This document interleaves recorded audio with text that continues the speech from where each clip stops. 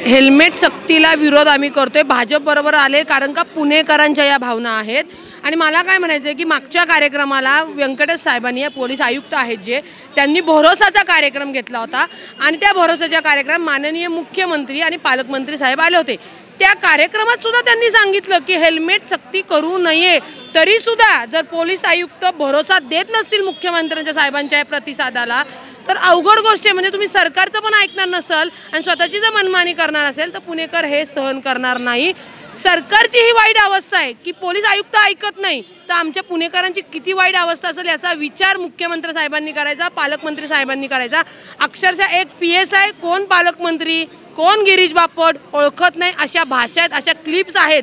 जर एवढा पोलिसांचा उर्मटपणा फक्त पैसे वसूल करण्यासाठी असेल तर त्याचा आम्ही निषेध करतो। तुम्ही गुन्हेगारीवर वचक करा, तुमची इतर कामं आहेत प्रायोरिटीनी त्याला तुम्ही भर दिला पाहिजे।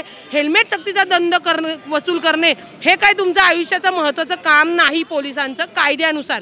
तर आमची अशी विनंती आहे मुख्यमंत्री साहेबांना, आपण सरकार आहात, सरकार काय असतं हे पोलिसांना दाखवण्याची वेळ तुमची आलेली आहे।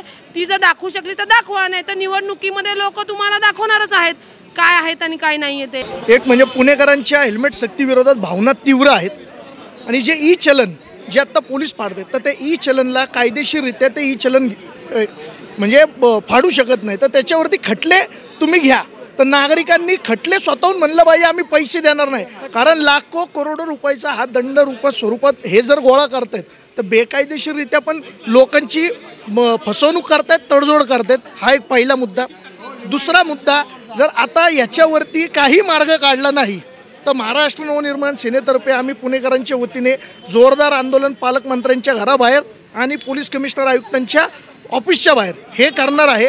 आणि एक तिसरा मुद्दा की ह्या हेल्मेट सक्तीला म्हणजे आता योगेश गोगोले यांची भाजपची भूमिका 2 दिवसापूर्वी योगेश गोगोले यांचा हेल्मेट सक्तीला पाठिंबा होता। आत्ता श्रीनाथ भीमाले म्हणतात की आमचा हेल्मेट सक्तीला विरोध आहे आणि पालकमंत्र्यांनी सांगितलं की बाबा कारवाई ही करू नका, ही कारवाई शिथिल झाली तरी नागरिकांकडनं हे पैसे गोळा केले जात आहेत, तर याच्यावरती काय करणार आहे?